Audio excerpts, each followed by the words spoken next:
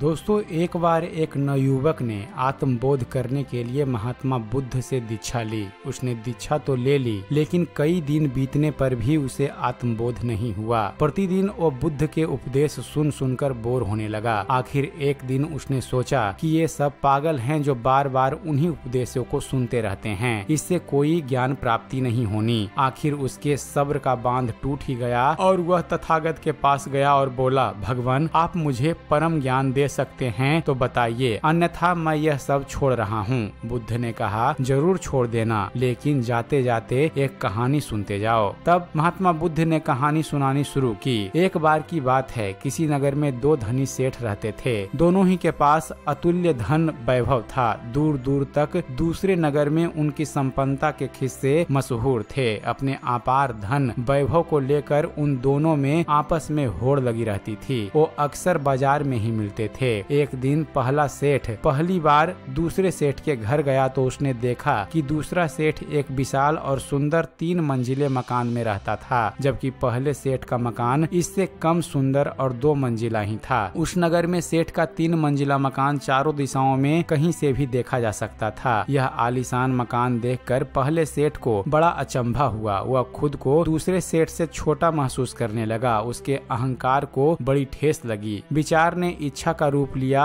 और इच्छा को आकांक्षा बनते देर न लगी। पहले सेठ ने तुरंत उससे भी सुंदर और बड़ा मकान बनाने का निश्चय किया। सेठ से मिलने और आतिथ्य ग्रहण करने के बाद वह अपने घर चल दिया। रास्ते भर उसके दिमाग में दूसरे सेठ का 3 मंजिला मकान घूम रहा था। जैसे ही वह घर पहुंचा, उसने तुरंत अपने सेवक को नगर के सर्वश्रेष्ठ वास्तुकार को बुलाने के लिए भेजा। वास्तुकार अर्थात कारीगर आया तो सेठ ने उससे कहा, मुझे पड़ोसी नगर के सेठ के जैसा ही सुंदर और 3 मंजिला मकान चाहिए। जितनी जल्दी हो सके उतना जल्दी बनाओ। और उसी दिन काम शुरू करने को कहा। कारीगर गया और मजदूर बुला लाया और काम शुरू कर दिया। उसने सबसे पहले नींव खोदनी शुरू की। पूरा दिन नींव के गड्ढे खोदने में चला गया। क्योंकि मकान 3 मंजिला बनाना था, अतः गड्ढे भी गहरे खोदने थे। जब शाम को सेठ काम का मुआयना करने आया तो उसने देखा कि कारीगर ने बहुत गहरे गड्ढे खुदवाए हैं। ऐसे तो काफी दिन लग जाएंगे। उसने तुरंत कारीगर को बुलाया और पूछा, इतने गहरे गड्ढे किस लिए हैं? कारीगर बोला, सेठ जी, 3 मंजिला मकान बनता है तो नींव भी मजबूत होनी चाहिए। उसके बाद पहली मंजिल और दूसरी मंजिल की मजबूती होनी चाहिए। समय तो लगेगा, लेकिन मैं काम अच्छा करना चाहता हूँ ताकि आपको कोई शिकायत का मौका ना मिले। सेठ ने कहा, मुझे सीधे 3 मंजिला मकान चाहिए। नींव और पहले दूसरे की तुम चिंता ना करो। कारीगर ने कहा, यह संभव नहीं है सेठ जी। सेठ बोला, बना सकते हो तो बोलो,